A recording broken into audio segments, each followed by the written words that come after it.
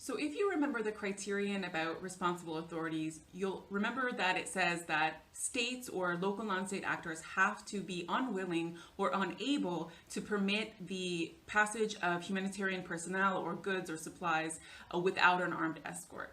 Now, this section actually goes on into a little bit more detail, and it gives us a useful background of information on how to deal with this particular situation and ideally how to negotiate our way out of it. Let me explain. It starts off with a pretty concise overview of international humanitarian law and the obligations of actors under IHL.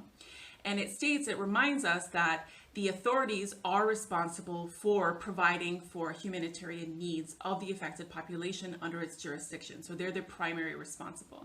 And they're also responsible for the protection, security, and human rights of people within its borders, within their jurisdiction as well. So this is really practical when we're trying to understand the behavior of states. Number one, because they are legally responsible for enforcing the rule of law and for facilitating humanitarian action, host authorities may assume that they're also responsible for providing military or police escorts to ensure your security. Now, if this is the case, it's incumbent upon humanitarians themselves to invest considerable effort in enhancing the host authorities' understanding of why it is that humanitarians don't use armed accompaniment as part of their modus operandi, because it runs actually counter to our humanitarian principles and may even put us at further risk. Going back to the IHL overview of this section, it also reminds us that we as humanitarians can offer our assistance to help meet the needs of the population. And if the state is unwilling or unable to provide for their citizens, they're obligated to let us help. Now, the catch is they still have to give their consent. They can't withhold that consent arbitrarily, but it's up to us to ask them for it. And that means engaging in a process of dialogue and negotiation with all relevant parties to ensure that impartial humanitarian activities can be carried out.